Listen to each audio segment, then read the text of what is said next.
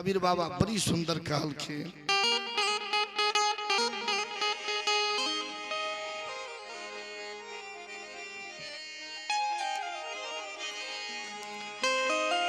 हेगे बहिना तोहरो से सुंदर सुंदर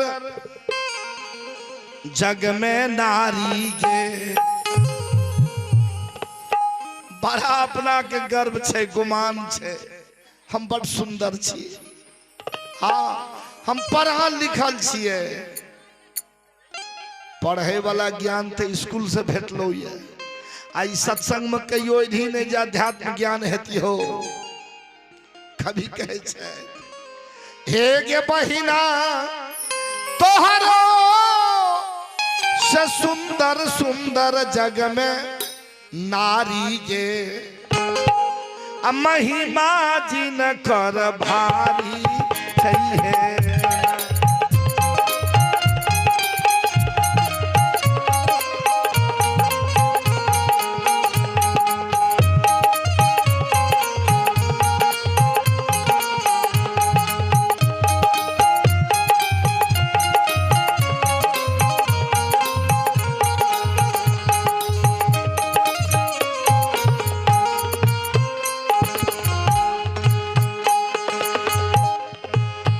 देखो या ना सुइया जई सन नारी जिनकर महिमा रहे बड़ भारी। देखो सुइया जई सन नारी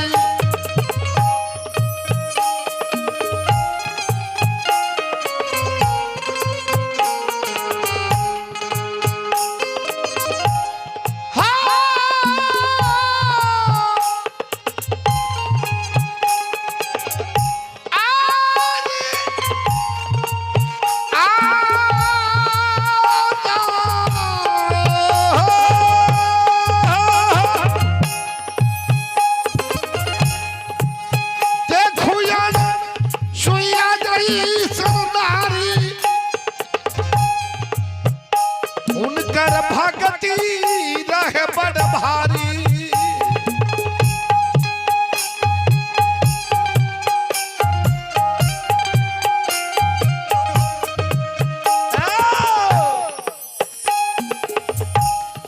एक बहिना बहिना के ब्रह्मा विष्णु बहिना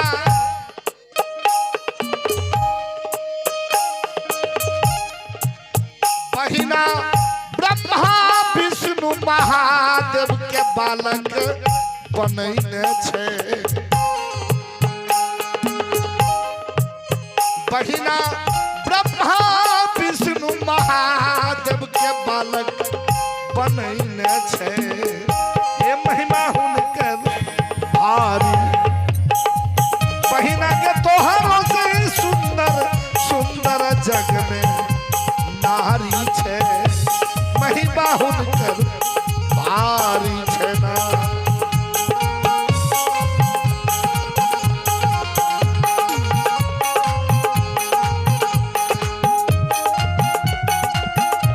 ₹10 रमन कुमार जी और ₹10 रोहन कुमार जी की तरफ से दान आना। बहुत बहुत साधुवाद धन्यवाद। और ₹10 दीपक जी के माता जी की तरफ से भी दान आना। बहुत बहुत साधुवाद धन्यवाद।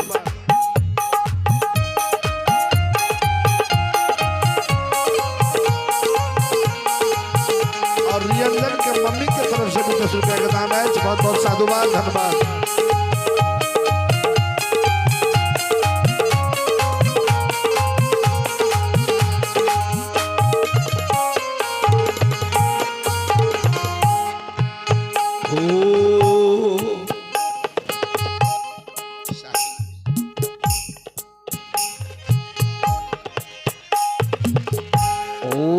देखो नर माता जई सन नारी उनकर आरे महिमा रहे बड़ भारी। देखो नर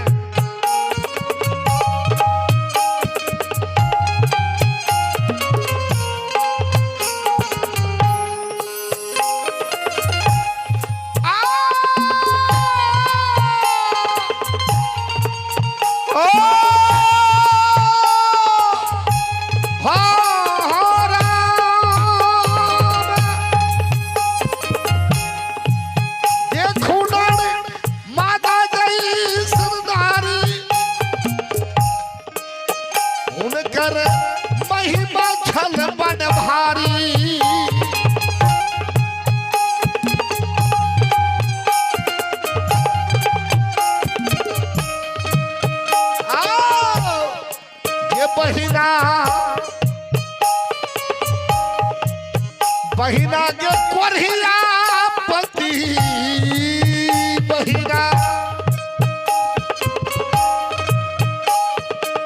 के बहिना कोरिया पति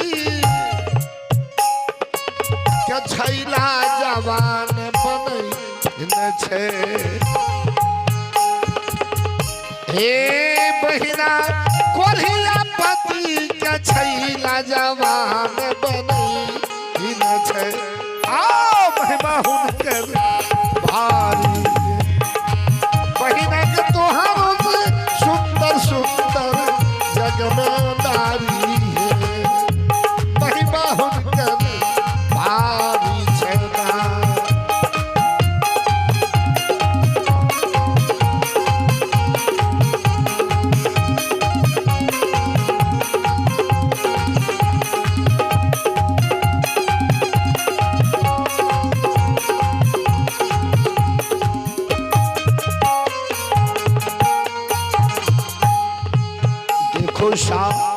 वित्री जैसन नारी उनकर भगति रह बड़ भारी देखुसा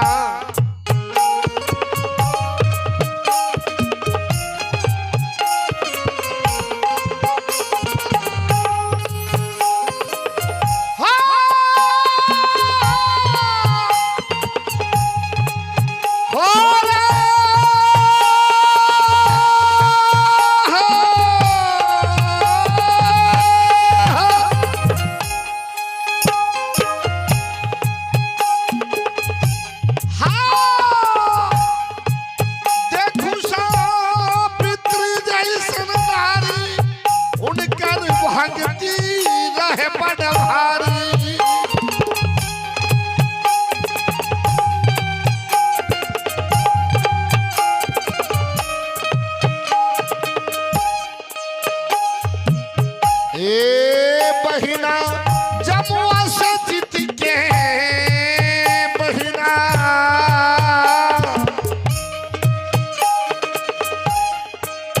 बहिना जमुआ से जीत के पति के उहो छोड़ौने छे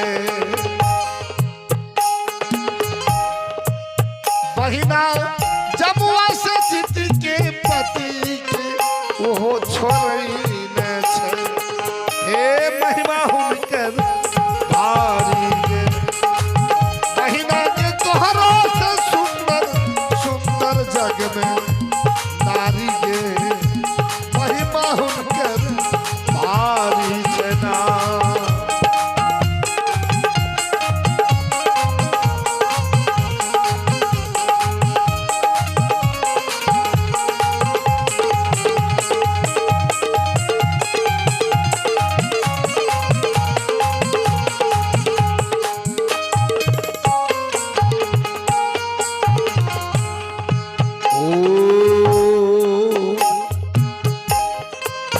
देखियो शप्या जैसन नारी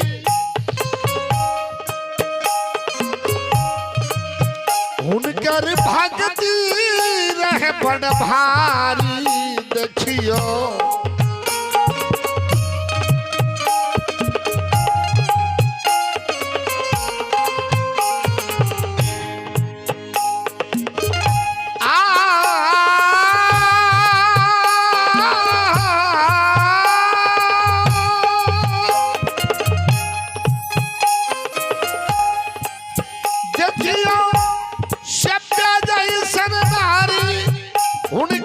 भक्ति रहे बड़ भारी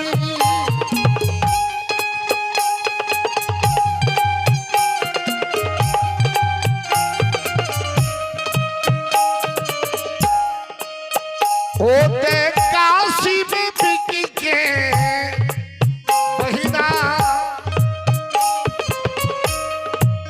होते काशी में बिक के पति के लाज बचैने छे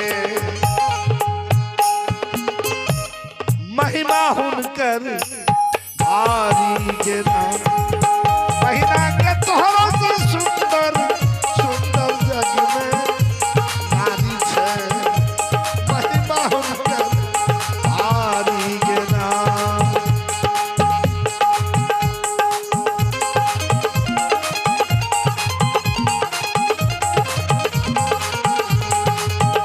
श्याम सुंदर के माता जी ये 10 रुपया दान दे शायद बहुत बहुत साधुवाद धन्यवाद। ये बहिना के तोहरों से सुंदर सुंदर जग में नारी के महिमा हुनकर भारी छना। बहिना के तोहरों से सुंदर सुंदर जग में नारी छे महिमा हुनकर भारी छना। बहिना के तोहरों से सुंदर सुंदर जग में नारी छे महिमा हुनकर भारी।